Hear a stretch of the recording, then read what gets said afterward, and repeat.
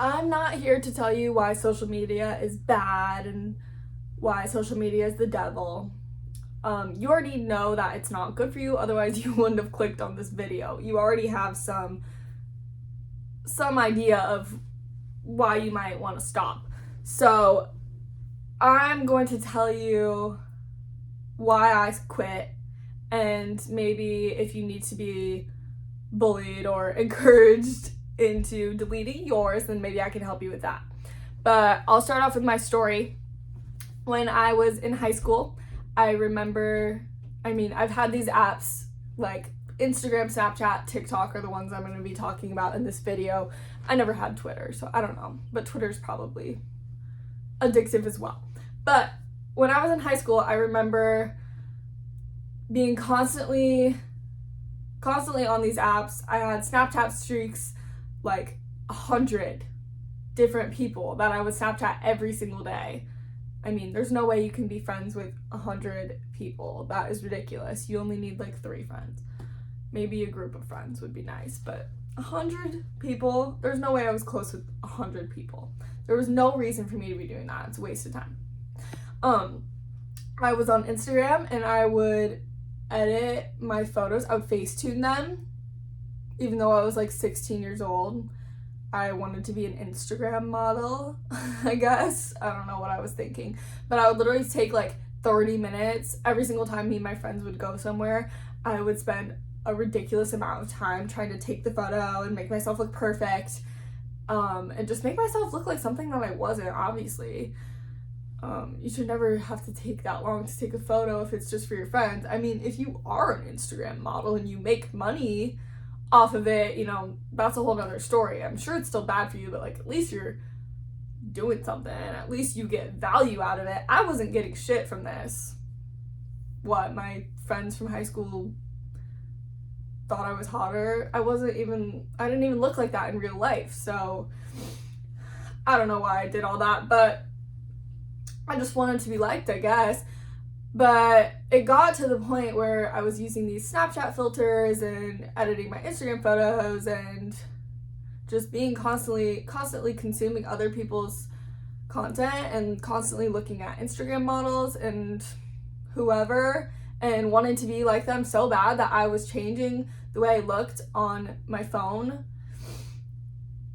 it got to the point where I was like 2 different people. Like, I didn't even look like the person I was on my phone. And so when I would look in the mirror, I didn't like the way I looked. Obviously, why would I? I had this more perfect version of myself to look at on my phone. So, yeah, I was obviously quite insecure if I was doing all that. And it just increased my insecurity more and more and more the more I did it. I wasn't comfortable in my own body, in my own skin, in my real self. And so in college, this problem persisted for a long time, but in college then I started going on TikTok when it came out. And TikTok is probably the most addicting because of its algorithm. So I was super addicted to that and super addicted to everything still.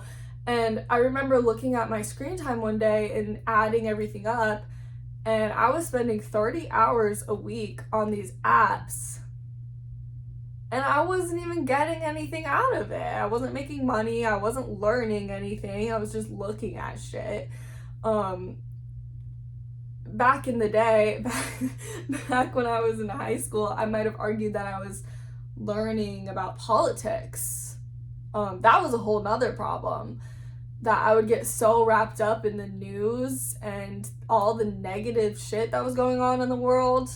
I live in America, so especially here, there's just such a perceived, this like fake thing that's going on where you think that everything's bad, and you can get sucked into the cycle of thinking the world is horrible, a horrible, horrible place, and that's obviously not a good outlook to have on life.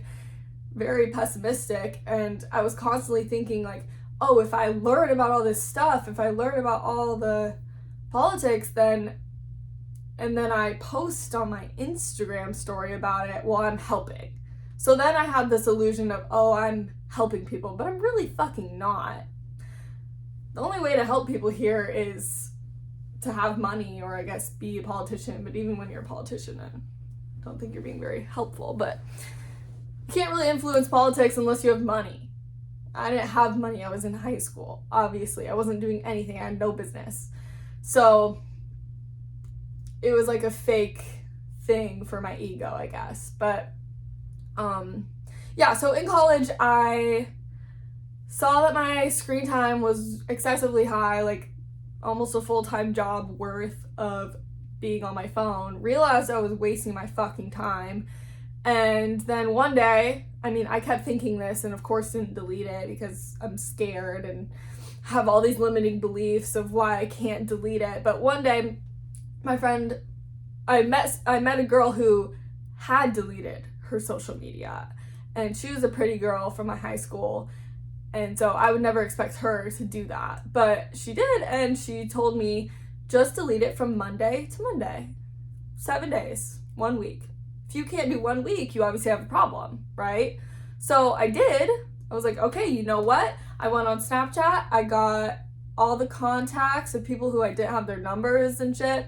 And I got everyone. I made sure that no matter what, I wouldn't need to go back on the app for anything, for any real reason. So I deleted them.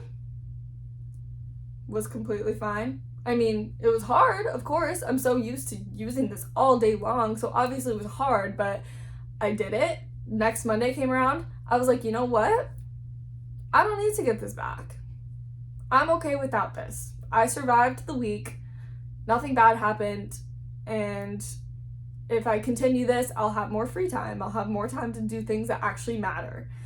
And so I did. I deleted it. I, of course, I just deleted the apps from my home screen. I didn't delete the actual accounts that I had. So, of course, I like relapsed and would go and be like, oh, well, what if somebody Snapchatted me and what if they think I blocked them? Oh, I feel so bad. So I would go look at my Instagram DMs and open my Snapchat again, and I would relapse every once in a while. But then like 3 to 6 months went by of me not feeling the need really to check them all the time anymore. And one day I actually just deleted it all. Like I deleted the actual account, I mean. I think Snapchat went first. Well, TikTok went first because I didn't even post on TikTok anyways. But TikTok went first, and then Snapchat. Snapchat was scary, but I did it. But scary because you have the memories and you're like, oh no, I need all these photos. No, you don't. Who cares? It's not that serious. Like, how often do you really go back and look at those photos? And if you're thinking about the past all the time, that's another sign that you're not living in the present and not feeling happy and present in the present moment. I mean, it's obviously good to have photos, but like the photos you really liked, you would have saved to your camera roll anyways. Or maybe you already have the thing turned on that your memory is saved to your camera roll and this isn't even a problem for you, but whatever. I deleted all of it. I was like, fuck it, I don't need those photos. And deleted it all, and then I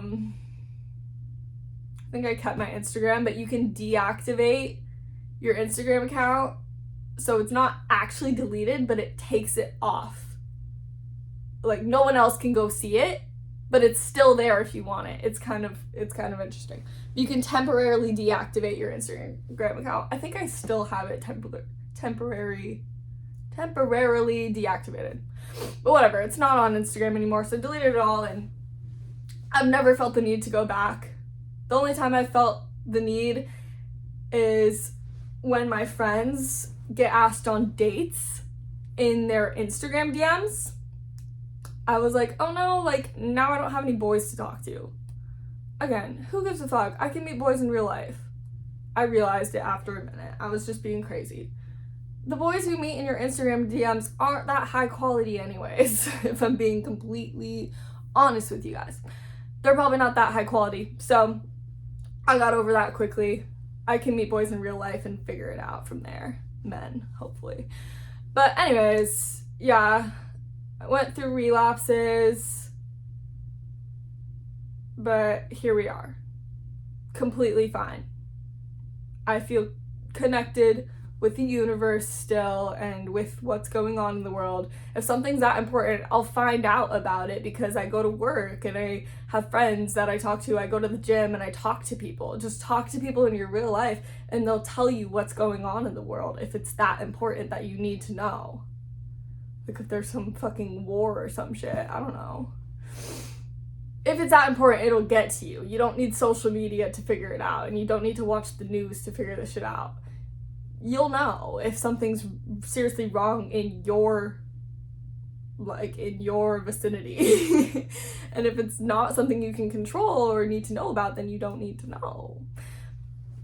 Anyways, when you delete it, if you do decide to delete it, you have to replace that time with something or you'll just go right back to it.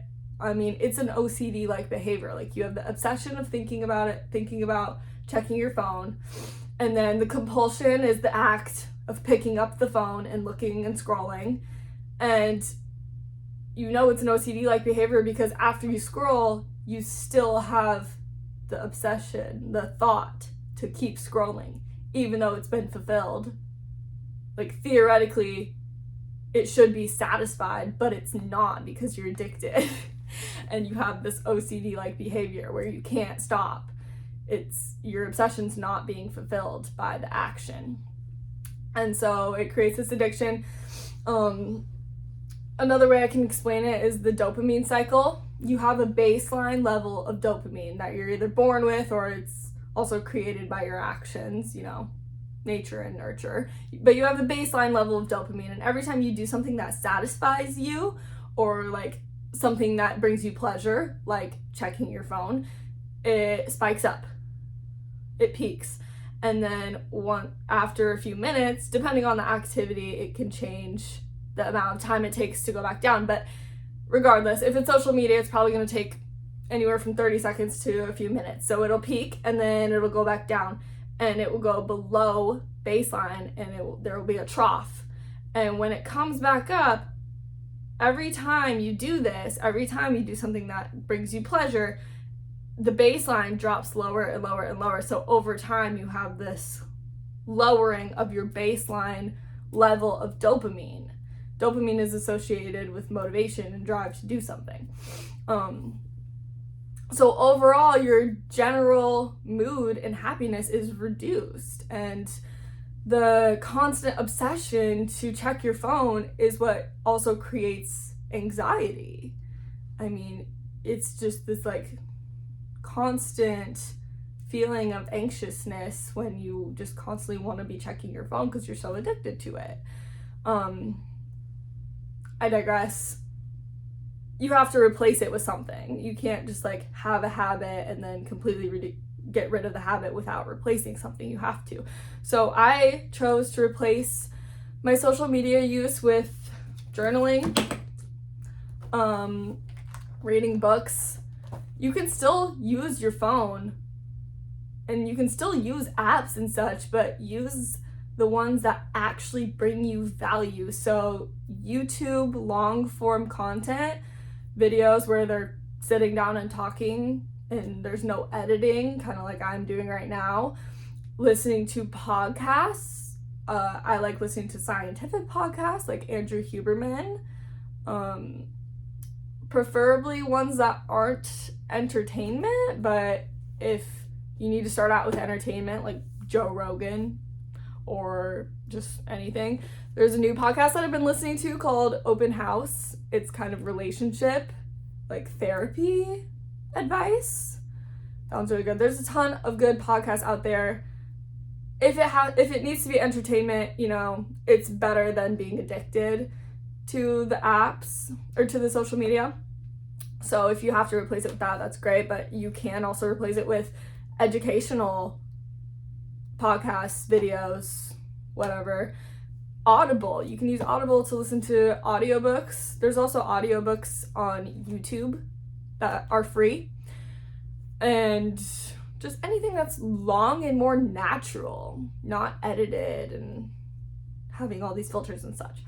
And very short, so your attention span is being programmed to be short, like so short. Like a TikTok can be like 10 seconds long, 3 seconds long, 30 seconds long. Like, that's not, you're task switching so often that you're losing the ability to focus.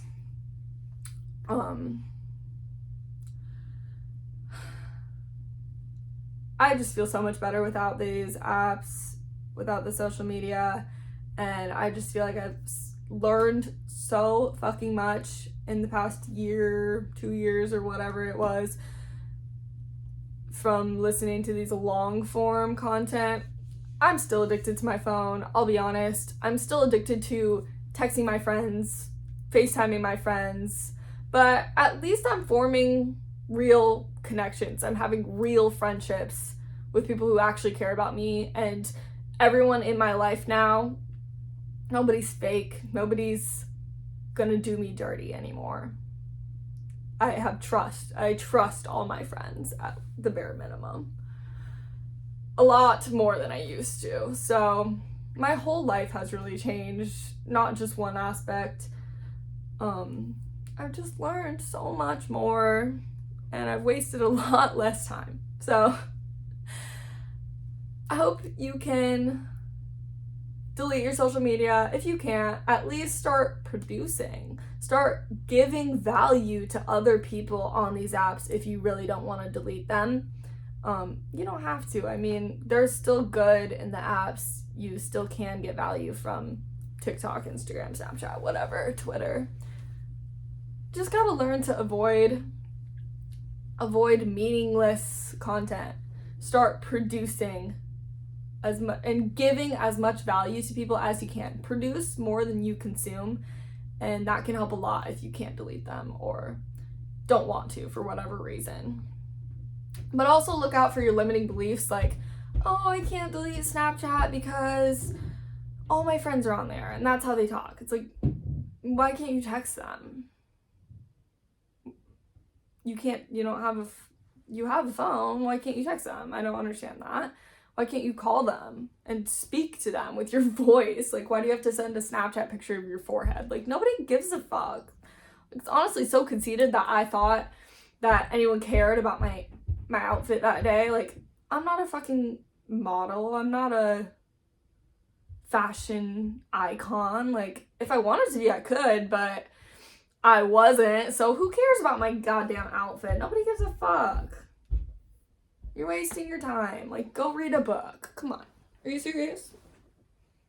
Do something. Learn something. Read a book, please. That's all I'm asking. Like, if you get nothing else from this video, just read a fucking book. Have some self-awareness. Come on now. All right. Bye-bye. Mwah.